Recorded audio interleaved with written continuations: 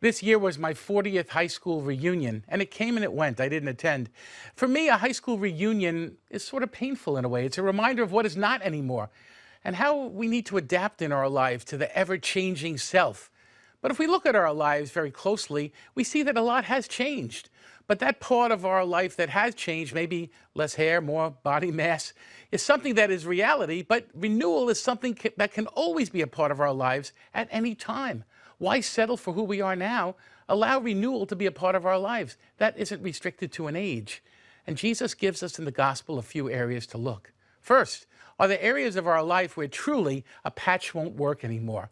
You know, sometimes we have to just literally get onto something new. We can't just keep patching something. We have to let go. And that's not easy. I remember when I was a little boy, my mother cleaning out my closet, and she threw away an old pair of Earth shoes. Remember those? And I was so upset. I couldn't believe that those shoes were gone forever. I loved those shoes. But the point and the moment had come where patches won't work. There was no shoemaker to take them to. It was time for a new pair of shoes. That happens in our lives too, spiritually. That happens in many different areas of our lives. We're called to look for something renewing and something different. Wineskins, an interesting component of life too. There were no bottles then, there were stone jars or wineskins. And when new, they stretched with the wine, but eventually they became brittle and they would break. Brittleness is a part of our lives too, particularly as we age.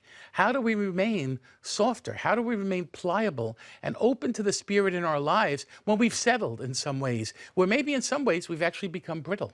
How do we open ourselves up to that pliability once again? And last, Jesus talks about the acceptable fast. Anytime we struggle, anytime we sacrifice, we grow. And there's so many times in our lives that we're called to fast from desire, to fast from selfishness, to fast from all kinds of things that pull us away from renewal. Have you taken a good look in the mirror lately? We're not remaining the same, are we?